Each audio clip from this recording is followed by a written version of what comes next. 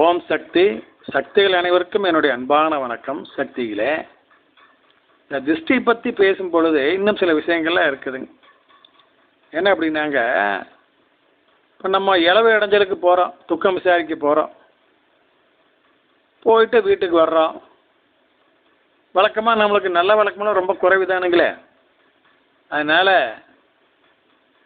நம்ம நெல்லுன்னு உள்ளே வந்துடுவோம். அப்புறம் உள்ளுக்குள்ள வந்து அப்புறம் குடிப்போம், காப்பி குடிச்சிட்டு அப்புறம் குளிச்சுட்டு அப்புறம் வேறு ட்ரெஸ் மாற்றிக்கிறோம். இப்படி நம்ம வாட்டுக்கு நெடுநாள் வீட்டுக்குள்ளே வந்தும் பொழுது என்ன ஆகுன்னா, அந்த இறந்த வீட்டிலிருந்தோ சுடுகாட்டிலிருந்தோ நம்ம கூட 2-3 தீய சக்திகளும் வந்து சேர்ந்துருவாங்க ஆவி ரூபத்தில். ஆமாங்க. அப்புறம் தீய சக்தி வீட்டுக்குள்ள நுழைஞ்சா என்னங்க, குத்துதே குடையுதேன்னு சொல்லி பிரச்சனைகள் வந்து சேர்ந்துடும். அவ்வாறு வராமல் இருக்க என்ன செய்யும்?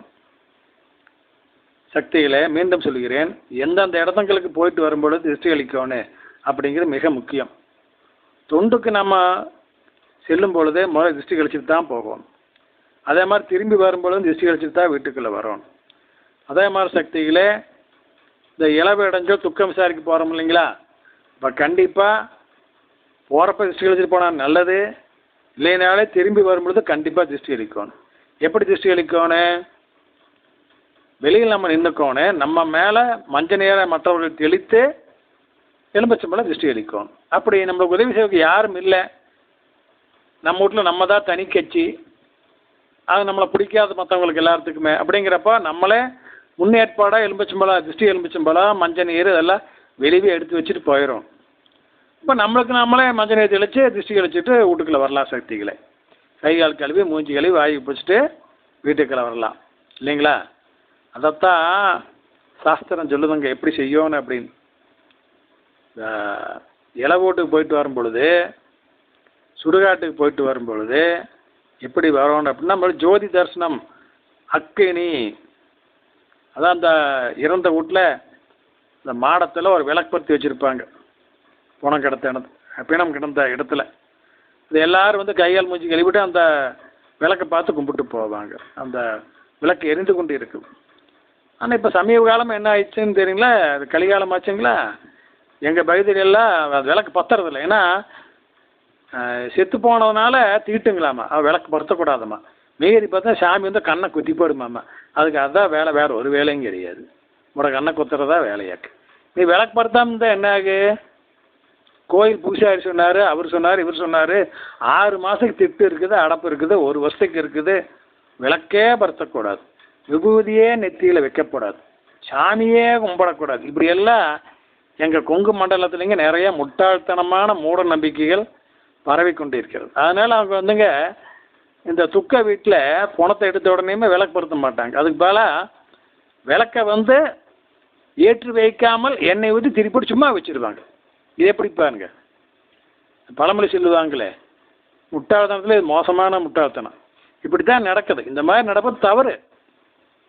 சாஸ்திரம் என்ன சொல்லுது? சுடுகாட்டுக்கு போய் திரும்பி வரும் பொழுது அக்கினி, பசுஞ்சாணம், விபூதி இவற்றை ஸ்பரிசித்து வேப்பிலை தின்று நீராடி விட்டு அப்புறம் வீட்டுக்குள்ளே வான்னு சொல்லுது. எப்படி பார்த்தீங்களா? அதான் ஜோதி தரிசனம். விளக்கை பார்த்து கும்பிட்டா, இருக்கிற விளக்கை பார்த்து கும்பிட்டா ஜோதி தரிசனம் ஆச்சு. அக்கினியை ஸ்பர்சம் பண்ணியாச்சு. விபூதி பூசுனா அது இப்போ ஸ்பர்சம் பண்ணியாச்சு. அக்கினி, விபூதி, பசுஞ்சாணம், வேப்பிலை தின்று. எப்படி பாருங்கள், எல்லாம் தெளிவாக சொல்லிக்கிறேங்க. அப்புறம் தலையோடு நீராடிக்கிட்டு அப்புறம் வீட்டுக்குள்ளே வரணும். அதனால் சக்தியில் தவறாமல் இதை செய்யணும். அது மட்டும் இல்லை சக்தியால், நம்ம வந்து மருத்துவமனைக்கு போகிறோம், நம்மளுக்கு உடம்பு சரியில்லை, அல்லது நம்ம நண்பர்கள் உறவினர்கள் யாராச்சும் படுத்திருப்பாங்க, அவங்கள பார்க்க போகிறோம். அப்படி போனாலும் கண்டிப்பாக நம்ம திருஷ்டி கழிச்சிட்டு தான் வீட்டுக்குள்ளே வரணும். திருஷ்டி கழிக்காமல் வீட்டுக்குள்ளே வந்தால் அதனால் நம்மளுக்கு சில உடல்நலக் குறைவுகளும் சில பிரச்சனைகள் ஏற்படும். இதை மறந்துடக்கூடாது சக்தியில். மேலும் கல்யாண வீட்டுக்கு போகிறோம், ஒரு விசேஷ வீட்டுக்கு போகிறோம், நம்ம சும்மா போகிறது இல்லைங்களே. இருக்கிறதுலையே எது நம்மகிட்ட வசந்த 10 சீலையோ அதை எடுத்து கட்டிக்கிட்டுங்க, அதுக்கு பேர் எங்கள் ஊர் பக்கம் அழுகு சீலைன்னு வேறுங்க. ஏன்னா துவைக்கிறதே இல்லையிலங்க. பட்டுச்சீலையே மறுபடியும் அப்படியே திருப்பி கட்டிகிட்டே தான் இருப்பாங்க நம்ம பெண்கள். அதனால் அது அழுகு சீலைன்னு சொல்லுவாங்க. அதை எடுத்து கட்டிக்கிட்டுங்க, இருக்கிற தங்க நகை 2, கவரிங் நகை 2 எல்லாம் போட்டுக்கிட்டு போகிறது. அங்கே கூடதடவை போடலாம். இப்போ போன தடவை விட இந்த தடவை நகையெல்லாம் நிறையா போட்டிருக்காளே, நல்லா வசியாகி போச்சாட்ருக்குது அப்படின்னு அங்கே பார்க்குற பெண்களை இந்த அம்மா மேலே கண்ணு போட, அது திருஷ்டியாக, அது இது உடல்நலக்குறைவு ஏற்பட்டுரும். அதனால் இந்த மாதிரி கல்யாண காட்சிக்கெல்லாம் போயிட்டு வந்தாலும் வீட்டுக்குள்ளே வரும்பொழுது திருஷ்டி அடிச்சிட்டு தான் வீட்டுக்குள்ளே வரணும். இப்படி வந்துங்க எந்த நிலையிலும் நம்மளுக்கே தெரியும், சந்தேகமான இடங்களுக்கெல்லாம் போயிட்டு வர்றோம் அப்படின்னா கண்டிப்பாக திருஷ்டி அடிச்சு தான் வீட்டுக்குள்ளே வரணும். அதே மாதிரி சந்தேகமான இடத்துல போய் சாப்பிடவும் கூடாது, அதை நம்மளை பெரிதும் பாதிக்கும். கண்ட பக்கமெல்லாம் போய் சாப்பிடக்கூடாது, வட்ட வச்ச பக்கமெல்லாம் வாயை வைக்கக்கூடாது, அது தவறு. ஏற்ற இடங்கள்னு சிலது இருக்குது, அங்கே நம்ம சாப்பிட்லாம். அது ஒத்து வராத இடம் நம்மளுக்கே தெரியும், அந்த மாதிரி இடங்கள் நம்ம போய் சாப்பிடக்கூடாது. அம்மா சொல்லிக்கிறாங்கல்ல, 21 இருமுடி 22 இருமுடி செலுத்தியவர்களுக்கு உன் எதிரில் வருபவன் நல்லவனா இல்லை கெட்டவனா என்ற உள்ளுணர்வை உனக்கு தருவேன்னு அம்மா சொல்லிக்கிறாங்க. அது உண்மைங்க, நீங்கள் அனுபவத்தில் உணரலாம். அதனால் இங்கே இந்த திருஷ்டி முறைகளை நம்ம எங்கேயாச்சும் வெளியே போகிறோம், ஒரு தொழிலுக்கு கிளம்புறோம், கோயிலுக்கு கிளம்புறோம், கண்டிப்பாக திருஷ்டி கழிச்சிட்டு தான் நம்ம இங்கேருந்து கிளம்பணும். அதே மாதிரி கோயிலேருந்து வீட்டுக்கு வரும் பொழுதுமே திருஷ்டி கழிச்சிட்டு தான் வீட்டுக்குள்ளே வரணும், நம்ம வீட்டுக்கு வரணும்.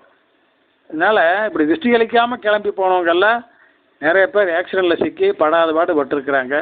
அந்த கதையில் நீங்களே நிறையா பட்டிருப்பீங்க. அதனால் திருஷ்டியை மறக்காதீங்க. திருஷ்டி மிகச்சிறந்த பாதுகாப்பு வளையம். அனைவரும் அதை கடைபிடிக்க வேண்டுகிறேன். ஓம் சக்தி.